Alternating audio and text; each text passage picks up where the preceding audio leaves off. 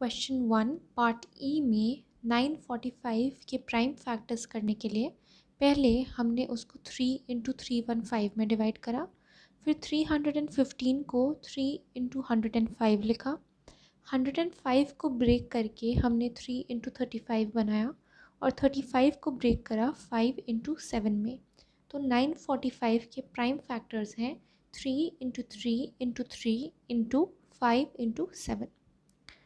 Question 2 में अगर हम आते हैं तो पार्ट डी में 20570 को प्राइम फैक्टर्स निकालने हैं। तो सबसे पहले हमने उसे 2 से डिवाइड करा 10285, फिर 5 से डिवाइड करा 2057, 11 से डिवाइड करने पे आया 187, फिर 11 से डिवाइड करने पे आया 17 और फाइनली 17 से डिवाइड करने पे हमारा 1 आया। तो 20570 के प्राइम फैक्टर्स हैं 2 into 5 into 11 into 11 into 17। Next हम आते हैं क्वेश्चन 4 में। उसमें हमें पूछा है कि अगर हम 180 को लिखें 2 इंटू 3 इंटू 5 इंटू 6, क्या वो प्राइम फैक्टराइज्ड है?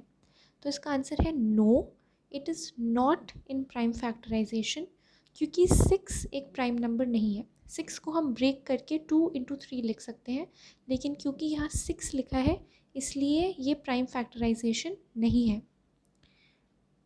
नेक्स्ट हम आते हैं एक्सरसाइज 3.6 में, जिसमें हमें HCF निकालना है। तो क्वेश्चन 1 के जी पार्ट पे आते हैं। हमें 513, 1134 और 1215 का HCF निकालना है। 513 को जब हम प्राइम फैक्टराइज करें तो उसमें आता है 3 इंटू 3 इंटू 3 इंटू 19। 1134 से आता है 2 into 3 into 3 into 3 into 3 into 7। 1215 को लिख सकते हैं 3 into 3 into 3 into 3 into 3 into 5।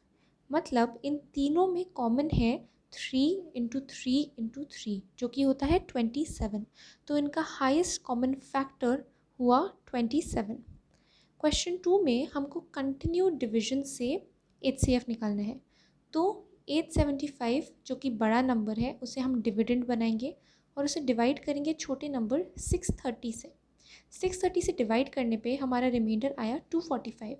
हम 630 को 245 से डिवाइड करेंगे तो हमारा रिमाइंडर आता है 140। अब हम 245 को हमारे न्यू रिमाइंडर 140 से डिवाइड करेंगे, जिससे हमारा रिमाइंडर आता है 105। अब हम 140 को हमारे न्यू रिमाइंडर 105 से डिवाइड करेंगे, इससे हमारा रिमाइंडर आया 35। अब हम 105 को हमारे रिमाइंडर 35 से डिवाइड करेंगे तो आया हमारा रिमाइंडर 0। अब हमारा रिमाइंडर 0 आ चुका है तो हम अपनी डिवीजन यहाँ स्टॉप कर सकते हैं और हमारा लास्ट डिवाइज़र जो है वो है 35। इसका मतलब 875 और 630 का HCF होता है 35।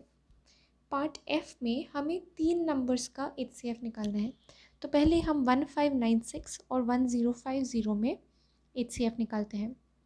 जब हम कंटिन्यू डिवीजन करते हैं और जब हम रिमाइंडर को डिवाइड करते जाते हैं तो हमें पता चलता है कि 1050 और 1596 का HCF है 42। अब हम 42 का HCF निकालेंगे थर्ड नंबर यानी 3486 के साथ।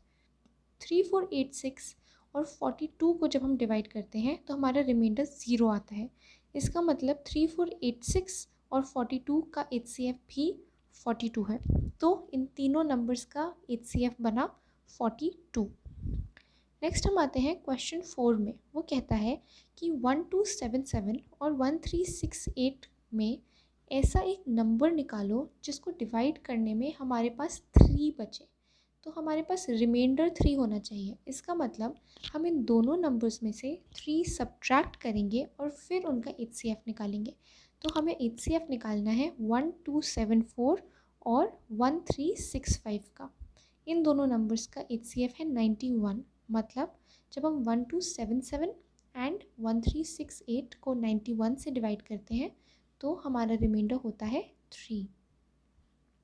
नेक्स्ट आते हैं क्वेश्चन 7 पे। क्वेश्चन 7 में वो कहता है कि एक रूम है जिसका लेंथ है 8 मीटर 25 सेंटीमीटर या फिर 825 सेंटीमीटर लिख सकते हैं हम। ब्रेथ है 6 मीटर 75 सेंटीमीटर यानी 675 सेंटीमीटर, और हाइट है 4 मीटर 50 सेंटीमीटर मतलब 450 सेंटीमीटर्स।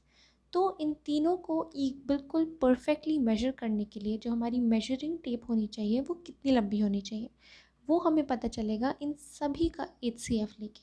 तो हम किसी भी मेथड से, चाहे डिवीजन या फिर प्राइम फैक्टराइजेशन मेथड से, इनका HCF निकाल सकते हैं जो है 75। इसका मतलब कि हमारी मेजरिंग टेप जो है वो 75 सेंटीमीटर लंबी होनी चाहिए।